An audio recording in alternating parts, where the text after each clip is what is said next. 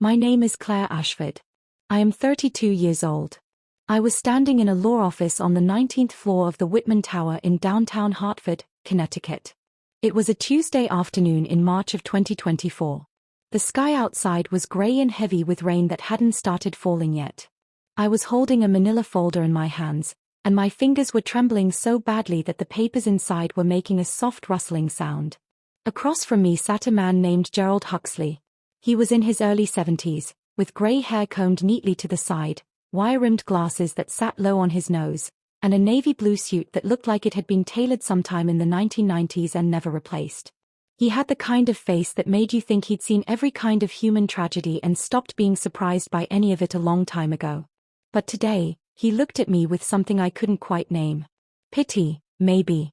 Or respect. Or both. He had just told me something that had shattered everything I thought I knew about my life. "Miss Ashford," he had said, sliding a stack of documents across the oak desk between us, "someone has been paying your orphanage fees since September of 2001. Every single month. Without missing a single payment. For 9 years straight." I stared at the papers. They were bank statements. Photocopies, slightly faded, but clear enough. Rows and rows of transactions. All of them labeled the same way: St. Augustine's Home for Children, residency fee, C. Ashford. The amount was always the same.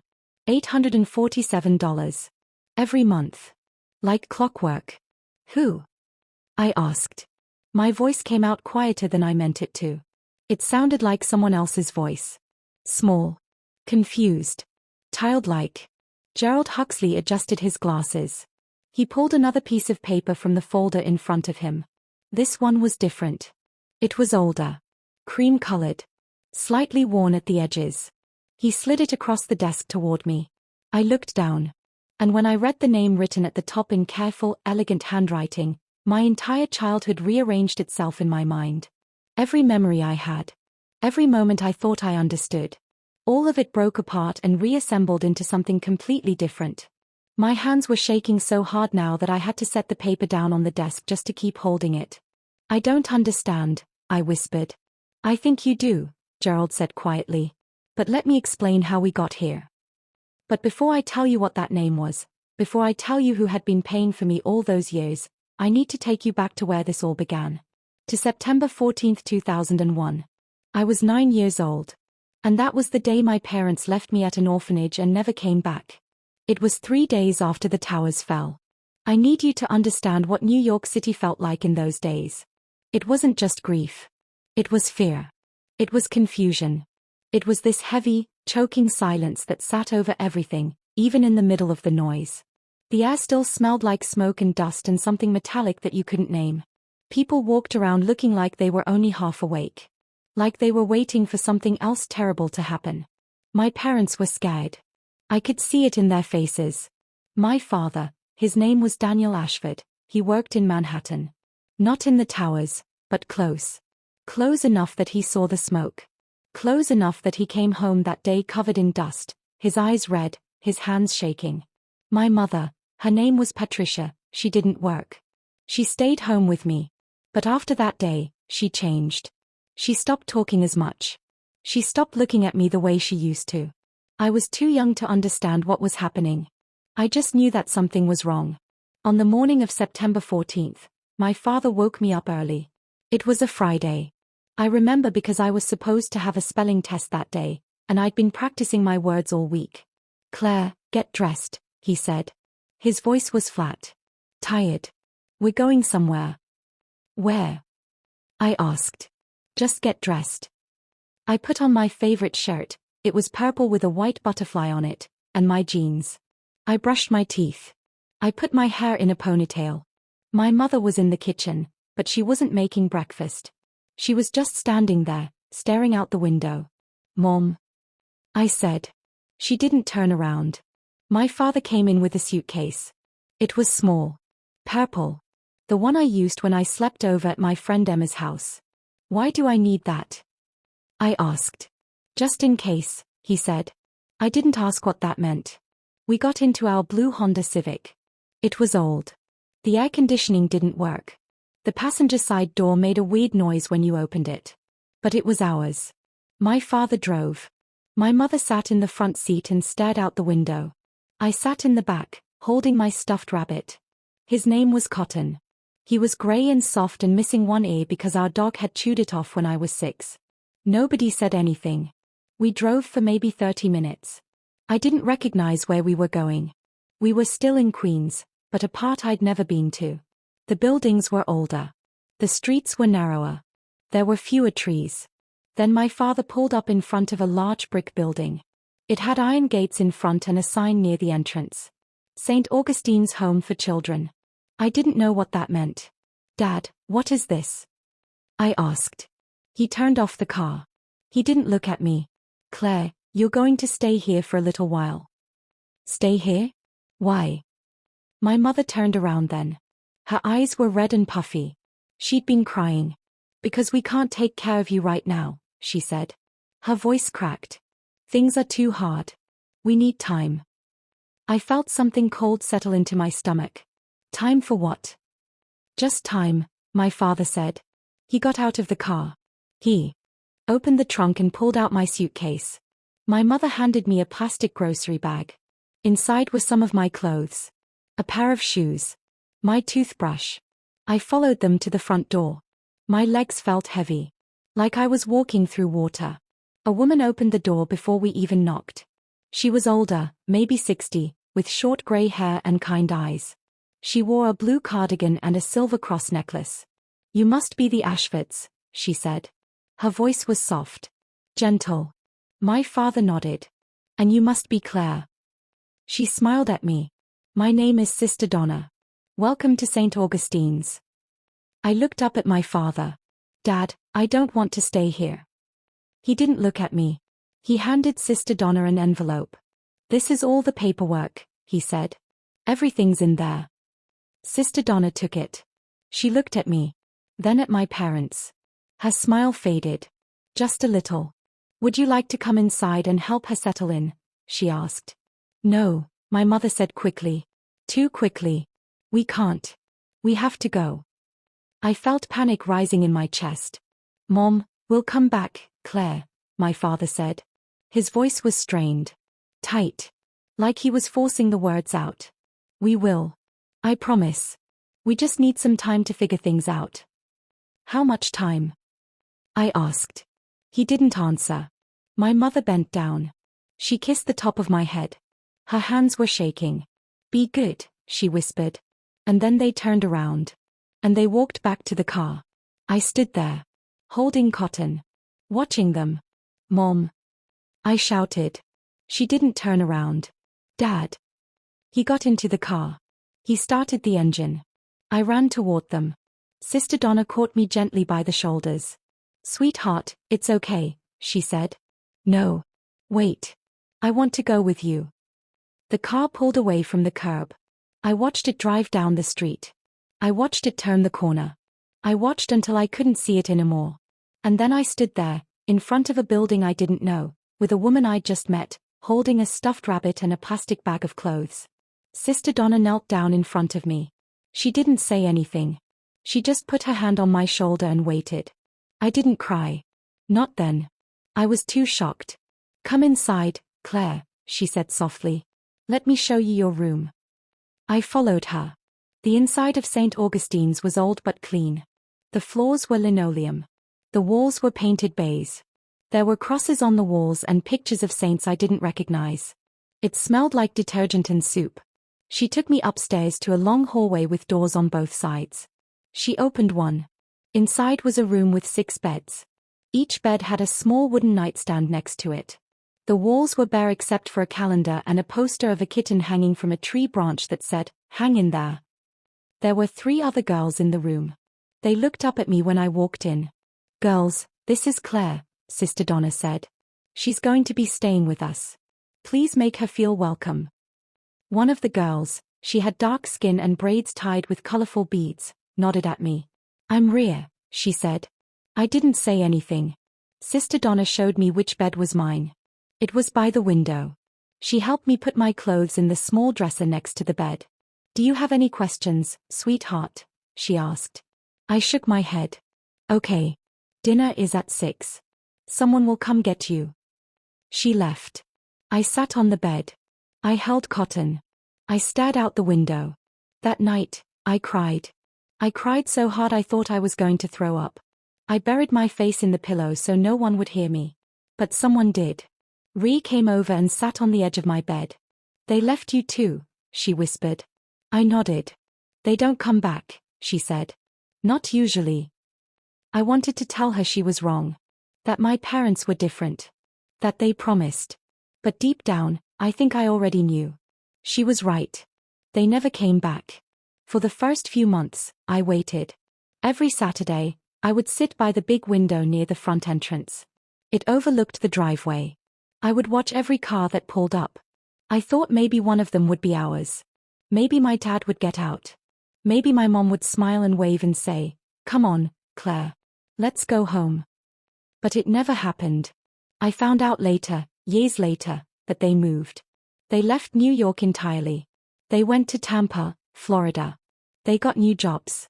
A new house. They started over. Without me. The orphanage tried to contact them twice. Both letters came back marked return to sender, address unknown. At 10 years old, I realized something that broke me in a way I didn't know I could be broken. My parents were alive. They were healthy. They were fine.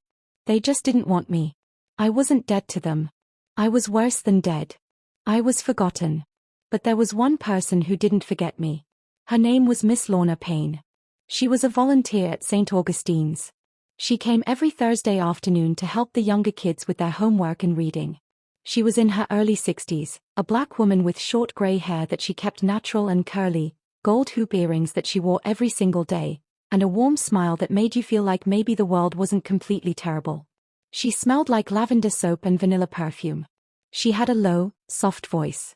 The kind of voice that made you feel calm just listening to it. One Thursday in October, maybe a month after I'd arrived, she found me sitting alone in the small library. I wasn't reading. I was just staring at a book. I don't even remember what book it was. She sat down across from me. "You a reader?" she asked. I shrugged. "What's your name?"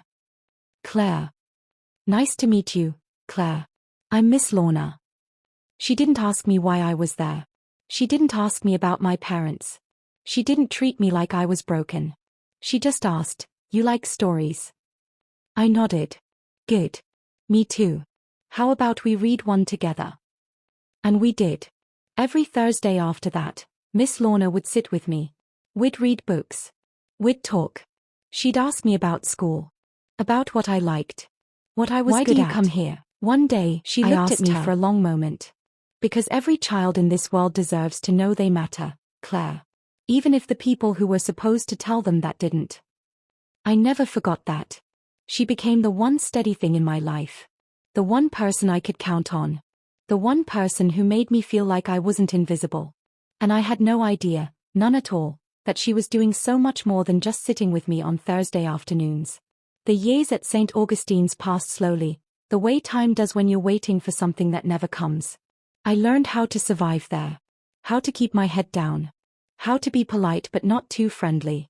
How to protect the few things I cared about. Cotton, a few books, the jacket Miss Lorna gave me one winter when mine got too small. I learned how to be alone in a room full of people. But I also learned something else. Something that would change everything. I was smart. Really smart. I didn't know it at first. I just thought everyone could do what I did.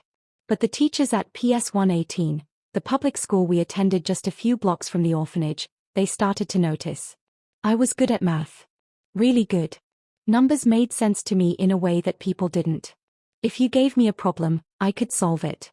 There was always a right answer. Always a logical path. It was clean. Predictable. Safe. By the time I was in 6th grade, I was doing 8th grade math. By 7th grade, I was tutoring high schoolers who came to the orphanage for community service hours. One of my teachers, Mr. Davison, pulled me aside after class one day. He taught social studies, but he'd heard about me from the math teacher. "Claire, have you ever thought about college?" he asked. I looked at him like he was speaking another language. "I live in an orphanage," I said. So I don't have money. I don't have parents. I don't have anything." He smiled. Not in a condescending way. In a kind way. You have a brain, he said. And that's worth more than you think. He gave me a book that day. It was called Surviving and Thriving, a guide to college for first-generation students. It had a whole section on scholarships, financial aid, and how kids from non-traditional backgrounds, which I guess was a nice way of saying kids with nothing, could still make it to college. I kept that book under my pillow. I read it so many times the pages started to fall out. When I was 14, I started researching scholarships. I made lists. I kept a notebook. I tracked deadlines. I wrote practice essays. Miss Lorna noticed. You planning something big, Claire? She asked me one Thursday. I want to go to college, I said. She smiled. Of course you do. And you will. You really think so? I don't think so. I know so. That kind of belief, when you're a kid who's been thrown away, it changes you. It makes you think that maybe, just maybe, you're worth something after all. I took the SAT when I was 15. I scored in the 96th percentile. The guidance counselor at school called me into her office. Claire, this is incredible, she said, showing me the score report. Do you know what this means? I shook my head. This means you could get into some really good schools. With aid. Maybe even a full ride. I didn't believe her. But I wanted to. I applied to 12 colleges my junior year. I applied to state schools, private schools, schools I'd never heard of but that had good financial aid programs. I got into 9 of them. But only one offered me a full ride. Rutgers University. New Brunswick, New Jersey. Full tuition. Room and board. Books. Everything. When I got the acceptance letter, I was sitting in the common room at St. Augustine's. It was April of 2010. I was 17 years old. I opened the envelope, read the first line, congratulations, and I started crying. Not sad crying. I didn't even know what kind of crying it was. Relief, maybe. Or disbelief. Or the first time in my life I felt like maybe I wasn't destined to disappear. Miss Lorna was there that day. She was sitting with one of the younger kids, helping her with a book report. When she saw me crying, she came over. What's wrong, baby? She asked. I handed her the letter. She read it. And then she pulled me into the tightest hug I'd ever felt. I knew it, she whispered into my hair. I knew you were going to do something beautiful. I graduated high school in June of 2010. There was a small ceremony at the school. I wore a white dress that one of the nuns at St. Augustine's had bought for me from a thrift store. It fit okay. It was clean. I didn't have any family there. But Miss Lorna was there. Front row. Clapping louder than anyone else when they called my name. That meant more to me than anything. In August, I moved into my dorm at Rutgers. It was small. Cinder block walls. 2 beds. A girl named Jessica from Cherry Hill was my roommate. She was nice. Her parents helped her move in. They brought her sheets, a mini fridge, a lamp shaped like a pineapple, boxes of snacks. I had 2 garbage bags of clothes and a pillow. Jessica's mom looked at me with this expression I'd seen 100 times before. Pity. Do you need any help, sweetie? She asked. I'm okay, I said. Thank you. They left. Jessica went with them to get dinner. I sat on my bed in that empty dorm room and realized something. For the first time in 9 years, I wasn't in an orphanage. I was free. And I had no idea what to do with that. Before I continue, if you've ever had to build yourself from absolutely nothing, if you know what it's like to succeed without a single person cheering for you in the beginning, drop the word RISE in the comments below. I read every single one. And if this story is hitting you in a way you didn't expect, subscribe to this channel. Because we're only halfway through. And what happens next is going to change everything. College was hard. Not because of the classes. I could handle the classes. I'd always been good at school. It was hard because I didn't know how to be a normal person. I didn't know how to make friends. I didn't know how to talk about my family without making people uncomfortable.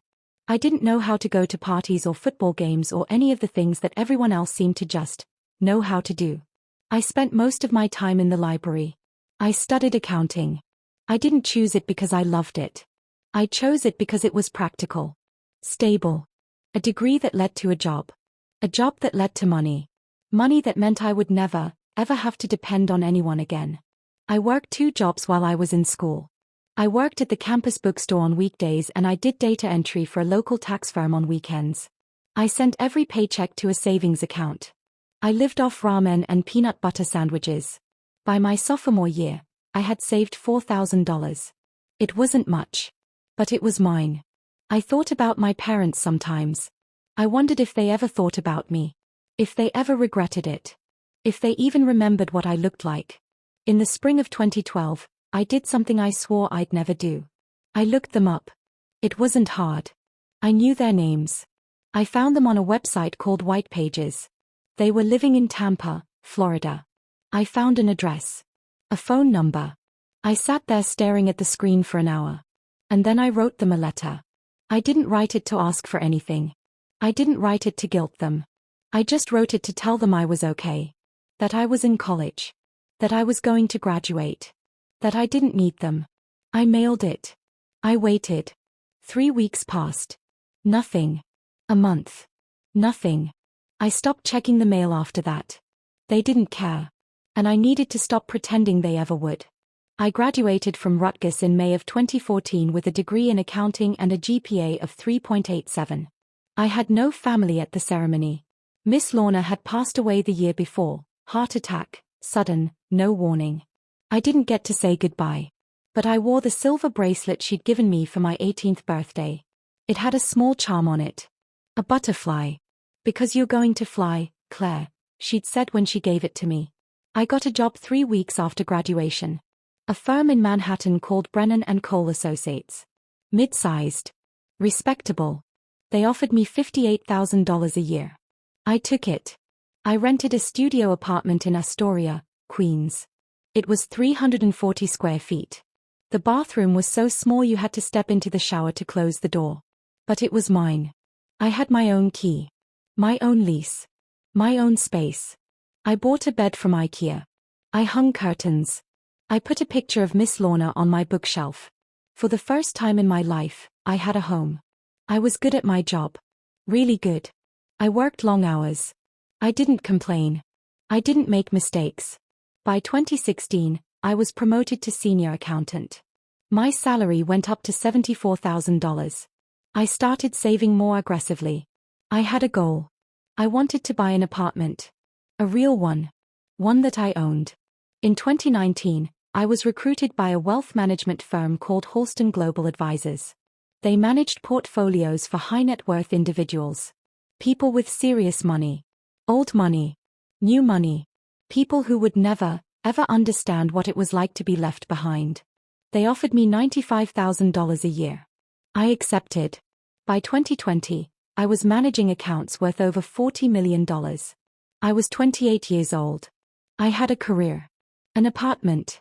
A 401k. I was doing everything right. But I still felt like something was missing. No matter how much I achieved, no matter how much I saved, no matter how stable my life became, there was always this hollow space inside me. Because I still didn't know why I wasn't enough. Why my parents chose to walk away. What was wrong with me? In 2021, I hired a private investigator. It cost me $1,200. I gave him my parents' names. Their last known address. He found them in 2 weeks. They were still in Tampa. My father was working in construction. My mother was a receptionist at a dental office. They had a small house. A yard. A dog. No other children. Just, not me. The investigator asked if I wanted him to make contact. I said no. What would be the point? They made their choice. And I made mine. Then, on March 12, 2024, my phone rang. I was at work. It was a Tuesday. I was in the middle of reviewing a client portfolio when my phone buzzed on my desk. Unknown number. Hartford, Connecticut area code. I almost didn't answer. But something made me pick up. Hello. Miss Claire Ashford. Yes. My name is Gerald Huxley. I'm an estate attorney with Huxley and Brennan in Hartford, Connecticut. I'm calling regarding the estate of Miss Lorna Beatrice Payne. My heart stopped. Miss Lorna? Yes, I understand you knew her. She passed away in 2013, I said. My voice sounded strange. Tight. That's correct. However, her estate has only recently completed probate due to some complexities with her assets and specific instructions she left. There are some items and information she left for you. I'd like to request that you come to my office if that's possible.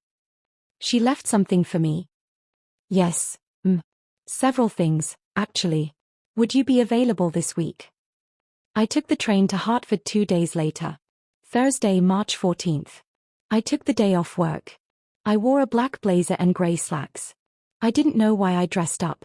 Maybe because it felt important. The office was in a tall building downtown. Whitman Tower. 19th floor. The elevator was slow. My heart was pounding the entire ride up. Gerald Huxley's office was at the end of a long hallway. The door was wooden with frosted glass. His name was painted on it in gold letters. I knocked. Come in. He was older than I expected. 70, maybe older. Grey hair. Wire-rimmed glasses. Navy suit. He stood when I entered and shook my hand. Miss Ashford. Thank you for coming. Of course. He gestured to a chair across from his desk. I Saturday. He Saturday. He opened a folder on his desk. It was thick. Stuffed with papers. Miss Payne was a client of mine for over 30 years, he began. She was a very private woman. Very specific about her wishes. When she passed in 2013, she left very clear instructions about how her estate was to be handled. Okay. One of those instructions was that certain information not be disclosed to you until you reach the age of 30. I blinked. I'm 32. I'm aware. There were some delays in the probate process. Legal complications. But we're here now. He slid a stack of papers across the desk toward me. I looked down. They were bank statements. Photocopies. Dated. Organized. What is this? I asked. These are records of payments Miss Payne made on your behalf to St. Augustine's Home for Children from September of 2001 until June of 2010. I stared at the papers. There were pages and pages of them. Monthly transactions. All of them the same. Payment to St. Augustine's Home for Children. Amount, $847. Memo, residency fee, C. Ashford. Every month. For 9 years. I couldn't breathe. She paid my fees. All of them. The orphanage operates on a monthly residency fee system. Most children there are wards of the state, and the state covers it. But you were not. Your parents relinquished custody but did not make you a state ward. They also did not pay your fees. Then how? Miss Payne paid them. Every month. In full. Without fail. Tears were sliding down my face before I even realized I was crying.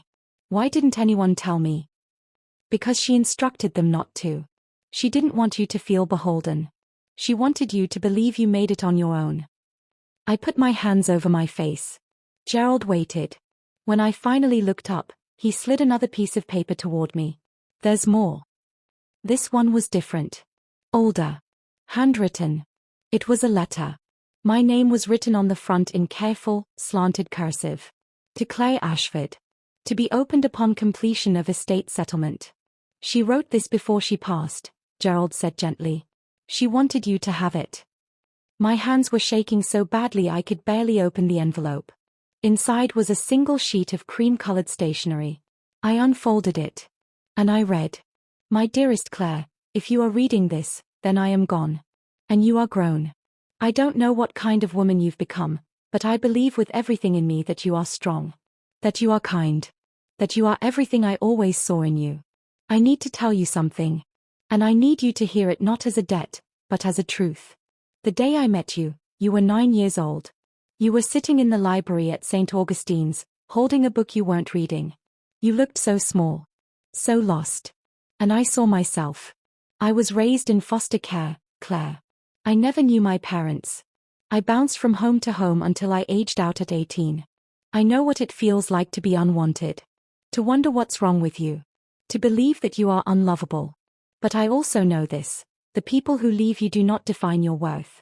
When I learned that your parents had abandoned you and were not paying your fees, I made a decision. I could afford it. I had no children of my own. I had no family. I had spent my whole life working, saving, living simply. And I wanted to give you what no one gave me. A chance.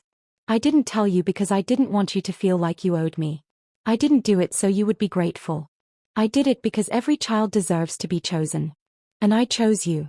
You are not a charity case, Claire. You are not broken. You are not too much or not enough. You are whole. You always were. I hope you have built a beautiful life. I hope you know that you were always worth keeping. All my love, Lorna Payne. I couldn't see the words anymore. They were blurred by tears. I sat there, in that office, holding a letter from a woman who had been gone for 11 years, and I finally understood. I wasn't alone. I never had been. Gerald cleared his throat gently. There's one more thing, Miss Ashford. I looked up at him. He slid a final document across the desk. Miss Payne's estate, after all debts, taxes, and legal fees, totaled $68,400. She left all of it to you. I stared at him. She left me money. She left you everything. If you think Miss Lorna is the definition of what a real parent looks like, someone who chooses you, not because they have to, but because they see you, type angel in the comments right now. And if you've ever had someone believe in you when no one else did, when you didn't even believe in yourself, this channel was made for you. Subscribe. Because every orphan has an origin story. And we're telling all of them. I sat in that office for a long time. Gerald didn't rush me. He just sat there, hands folded on his desk, letting me process. Finally, I spoke. Did she ever say why? Why me? He thought for a moment. She said once that you reminded her of herself. But that you had something she didn't have at your age. Hope. I wiped my eyes. What do I do now? I asked. I wasn't really asking him. I was asking the universe. You live, Miss Ashford, he said quietly. You honor her by living. I left his office with a folder full of documents, a check for $68,400, and a letter I would keep for the rest of my life. I took the train back to New York that evening. I sat by the window and watched the cities roll past. Stamford, Norwalk, Bridgeport, New Haven. And I thought about everything. About my parents. About Miss Lorna. About the girl I was and the woman I'd become. I thought about all the ways I'd been left. And all the ways I'd been found. When I got home, I didn't go to bed. I sat at my kitchen table and I made a list. What I will do with this money: donate $20,000 to St. Augustine's Home for Children in Miss Lorna's name, set up a scholarship fund for kids aging out of the foster system, start therapy, real therapy, not just surviving but healing, take a trip somewhere I've never been, and build a life I'm proud of, not just successful, but whole. I did all of those things. I donated the money to St. Augustine's in April of 2024. They used it to create the Lorna Payne Scholarship Fund. It gives $2,000 a year to a child aging out of the system to help with college expenses. The first recipient was a 17-year-old girl named Amora. She cried when they told her. I was there. I got to meet her. She reminded me of me. I started therapy in May. Twice a week. It was hard. Harder than I thought it would be. Because I had to go back to all the places I'd spent years avoiding. But slowly, very slowly, I started to feel lighter. I also did something I never thought I'd do. I wrote my parents one last letter. Not because I wanted them back in my life. Not because I forgave them. But because I needed to say goodbye to the version of me that was still waiting for them. I told them the truth. That I had built a life. That I was successful. That I was loved, not by them, but by someone who chose me. Someone who saw me when they didn't. I told them I didn't need them anymore. And I told them I hoped they found peace. I mailed it in June. I didn't wait for a response. Because I didn't need one. In August, I took a trip to Paris. I'd never been out of the country. I walked along the Seine. I sat in cafes. I visited museums. I ate bread and cheese and drank wine, and I felt, for the first time in my life, like I was allowed to just be. I met a man there. His name was Aaron. He was American, from Seattle, traveling alone like I was. We talked for hours in a bookstore near Notre Dame. We're still talking. I don't know if it's love. But it's something. And that's enough for now. Today, I'm 32 years old. I'm a senior financial advisor at one of the top wealth management firms in New York. I have my own apartment in Brooklyn, a real one, with hardwood floors and a kitchen island and windows that let in light. I have friends. A small circle, but real ones. I have a therapist I trust. I have a life I built with my own 2 hands. And on my desk, in a silver frame, is a photo of Miss Lorna. She's smiling. So am I. They left you behind. But they could not leave behind who you were always going to become. If you were raised without your parents, if you were abandoned, forgotten, or thrown away, I need you to hear this. You are not defined by the people who couldn't see your worth. You are not broken because someone else was too broken to love you. You are not unlovable because someone chose not to love you. Some people are born into families. Others have to build them. And sometimes, the people who love you most, the people who shape you, the people who save you, they are not the ones who gave birth to you. They are the ones who chose you. Miss Lorna didn't give birth to me. But she raised me. In every way that mattered. She saw me. She believed in me. She paid for me. Not because she had to. But because she wanted to. And that's what love actually is. If you've ever been chosen by someone who didn't have to choose you, if you've ever been seen by someone when the rest of the world looked away, then you know what I'm talking about. This is Orphan Origins. We tell the stories that no one else wants to hear. The stories of the kids who were left behind. The kids who survived. The kids who became something beautiful anyway. If this story meant something to you, if it made you feel less alone, then do me a favor. Like this video. Subscribe to this channel. And if you want to share your own story, if you were an orphan, a foster kid, a child who raised yourself, drop it in the comments below. We read every single one. Because your story matters. You matter. And we're not going anywhere.